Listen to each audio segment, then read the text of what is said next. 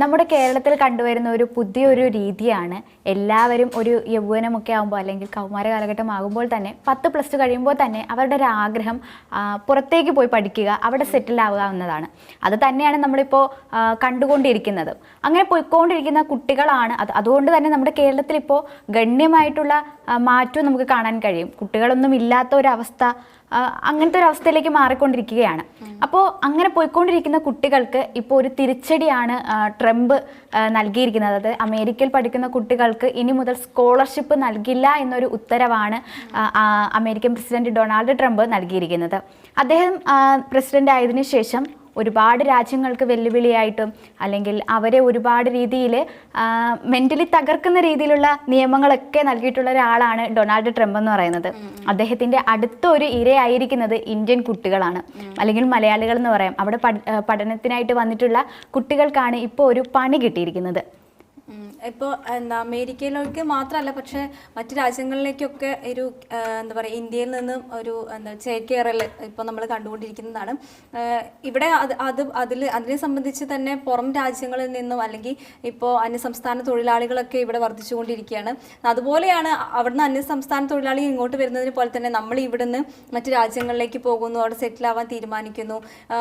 ഇപ്പോൾ നേരത്തെ സൂര്യ പറഞ്ഞ പോലെ വിദ്യാർത്ഥികളാണെങ്കിലും തന്നെ ഒരു സമയം കഴിയുമ്പോഴത്തേക്ക് നാട് വിട്ടു പോകണം എന്നുള്ളൊരു കാര്യത്തിലേക്ക് മാറുന്നു. അതിന് മെയിനായിട്ടുള്ള കാര്യം നമ്മുടെ ഇവിടെയുള്ള തൊഴിലില്ലായ്മകൾ, അതുപോലെ നമ്മുടെ സാലറി, അതിനൊക്കെ ബേസ് ചെയ്തിട്ടുകൊണ്ടൊക്കെ തന്നെയാണ് ഇവരിങ്ങനെ മറ്റു രാജ്യങ്ങളെ ആശ്രയിക്കുന്നതും. അപ്പോൾ അങ്ങനെ പറയുമ്പോൾ ഇപ്പോൾ അമേരിക്കയുടെ കാര്യത്തിലാണ് ഇപ്പോൾ ഇങ്ങനൊരു എന്താ പറയുക തീരുമാനം വന്നിരിക്കുന്നത്. അപ്പോൾ അമേരിക്കയിലേക്ക് പോകുന്ന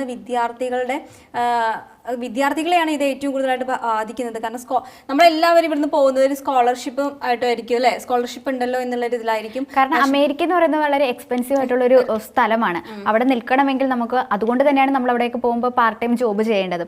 പഠനത്തിനോടൊപ്പം തന്നെ പാർട്ട് ടൈം ജോബും കൂടി ചെയ്താൽ മാത്രമേ നമ്മുടെ ഒരു ദിനചര്യ നടന്നു പോകുക, അല്ലെങ്കിൽ നമ്മൾ അവിടെ നിന്ന് പോകാൻ നമുക്ക് ഫിനാൻഷ്യലി നമ്മളെ കേപ്പബിൾ ആക്കുന്നത് ഇങ്ങനത്തെ കാര്യങ്ങളാണ്.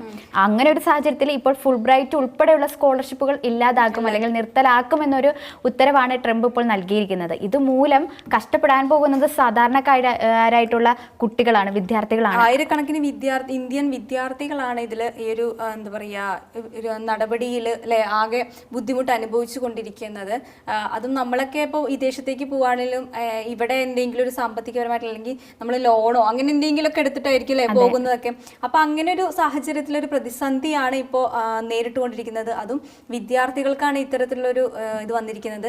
അത് ഇപ്പൊ നമ്മുടെ ഡൊണാൾഡ് ട്രംപിന്റെ കാര്യം പറയുകയാണെങ്കിൽ തന്നെ അദ്ദേഹം മറ്റു രാജ്യങ്ങളിലൊക്കെ ചെയ്യുന്നത് അതിക്രൂരമായ ഓരോ നടപടികളാണ് മറ്റു രാജ്യങ്ങളിൽ മേലെ അടിച്ചേൽപ്പിക്കുന്നത്. അതിപ്പോൾ നമ്മളെ ഇന്ത്യക്കാരെയാണെങ്കിലും അത് ബാധിക്കുന്നുണ്ട് പല രീതിയിലാണെങ്കിലും. അപ്പോൾ അദ്ദേഹത്തിന്റെ നയം വ്യക്തമാക്കി തന്നെ പറയും. അത് യാതൊരു തര എന്താ പറയുക മാനുഷിക പരിഗണനയോ മറ്റൊന്നും തന്നെ നൽകാതെ തൻ്റെ രാജ്യം എത്രമാത്രം സമ്പന്നമായിരിക്കണം എന്ന ലക്ഷ്യം മാത്രം മുൻനിർത്തിയിട്ടാണ് അദ്ദേഹം ഓരോ നടപടികളും സ്വീകരിക്കുന്നത് അല്ലെ. ഇപ്പൊ തന്നെ നമ്മൾ നോക്കുകയാണെങ്കിൽ ഇപ്പോൾ അവിടെ പഠനം നടത്തിക്കൊണ്ടിരിക്കുന്ന അല്ലെങ്കിൽ ഇനി തുടങ്ങാൻ പോകുന്നവരെക്കാൾ കൂടുതൽ അവിടെ പഠനം നടത്തിക്കൊണ്ടിരിക്കുന്ന കുട്ടികളെയാണ് ഇത് ബാധിക്കുക. കാരണം ഇനി സ്കോളർഷിപ്പ് ഇല്ല എന്ന് പറയുമ്പോൾ അവർ ശരിക്കും യാതൊരു വിധത്തിലുള്ള ഒരു മുൻകരുതലും ഇല്ലാതെ ആയിരിക്കും അങ്ങോട്ടേക്ക് വരിക. അതായത് സ്കോളർഷിപ്പിനെ മാത്രം ആശ്രയിച്ച് നിൽക്കുന്നവരുണ്ട് അവിടെ. അപ്പോൾ അങ്ങനെ ഒരു സ്ഥലത്ത് ജീവിക്കുമ്പോൾ സ്കോളർഷിപ്പ് ഇനി ഇല്ല എന്നറിയുന്ന ഒരു സമയത്ത് അവർക്കുണ്ടാകുന്ന ഒരു പ്രശ്നങ്ങൾ അത് കാരണം നമ്മൾ സ്വയം ആ ഒരു ചെലവൊക്കെ ഏറ്റെടുക്കേണ്ട ഒരു സ്ഥിതിയിലേക്ക് മാറിയിരിക്കുകയാണ്. അതെ.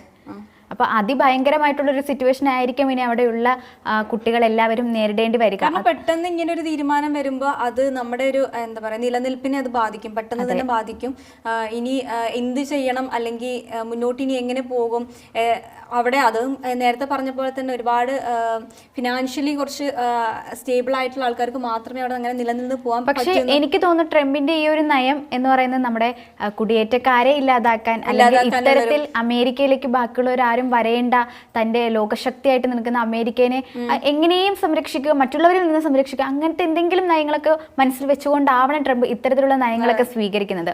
മറ്റു രാജ്യങ്ങളാണെങ്കിലും നമ്മുടെ രാജ്യത്തേക്ക് വരുന്നത് നിർത്തലാക്കാനുള്ള പരിപാടികളെല്ലാം തന്നെ ട്രംപ് ഇതിനു മുമ്പാണെങ്കിലും സ്വീകരിച്ചു കഴിഞ്ഞതാണ്. അപ്പോൾ അതിന്റെ ഒരു ബാക്കി എന്ന് തന്നെ പറയാല്ലേ ഈ ഒരു നയം, അദ്ദേഹത്തിന്റെ ഈ ഒരു നയം തന്നെ അതിന്റെ ബാക്കിയായിട്ട് തന്നെ നമുക്ക് കാണാൻ പറ്റും. കാരണം വിദ്യാർത്ഥികളിൽ നിന്നാണല്ലോ മുമ്പോട്ടുള്ളൊരു അല്ലേ ഒരു എത്രമാത്രം ആളുകൾ ഇനി അമേരിക്കയ്ക്ക് പോകാൻ ഇനി നിൽക്കുന്നുണ്ട്. അവരെ എല്ലാവരെയും ഇപ്പൊ ഒരു എന്താ പറയാ തളർത്തിയിരിക്കുകയാണ് ഈ ഒരു വാർത്ത എന്ന് പറയുന്നത്. എല്ലാവർക്കും വളരെയധികം ആഗ്രഹമുള്ള ഒരു സ്ഥലമാണ് നമുക്ക് അമേരിക്കയിൽ പോയി പഠിക്കണം എന്നുള്ളൊരു കാര്യം. അവിടുത്തെ ആ ഒരു ആംബിയൻസ് ഇഷ്ടപ്പെടുന്നവർ, അല്ലെങ്കിൽ അവിടുത്തെ ജീവിതശൈലി ഇഷ്ടപ്പെടുന്നവർ, അവിടുത്തെ മറ്റു കാര്യങ്ങൾ ഇഷ്ടപ്പെടുന്നവർ, അവർക്ക് എല്ലാവർക്കും ഒരു വെല്ലുവിളിയാണ് ഇപ്പോൾ ഈ ഒരു ട്രംപിന്റെ ഈ ഒരു നയം നൽകുന്നത്.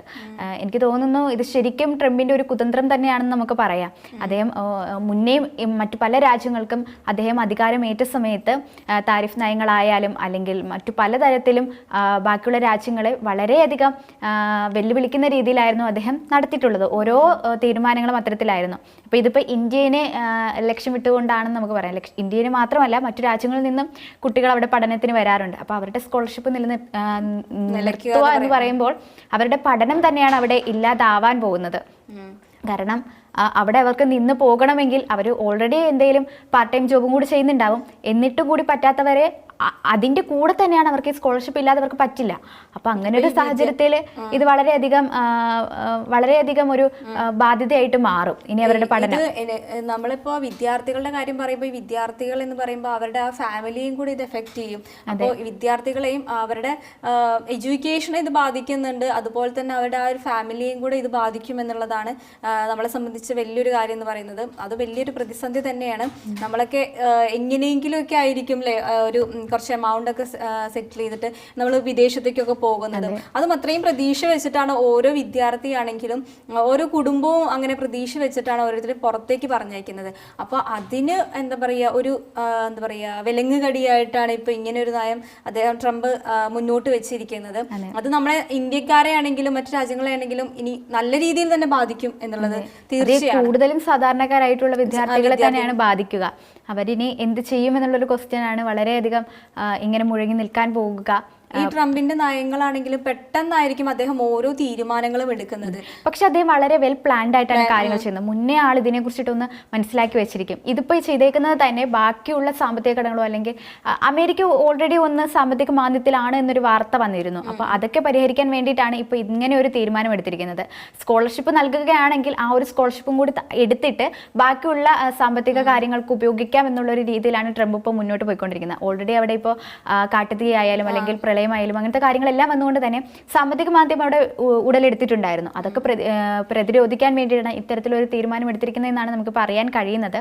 എന്തായാലും ഇത് കുട്ടികളെ വളരെയധികം ബാധിക്കുന്ന ഒരു ഇഷ്യൂ തന്നെയാണ്. അവിടെ ഉള്ളവർ ഇനി പഠിച്ചുകൊണ്ടിരിക്കുന്നവർ എന്ത് ചെയ്യുമെന്നുള്ളൊരു പ്രതിസന്ധിയിലാണ് നിലനിൽക്കുന്നത്.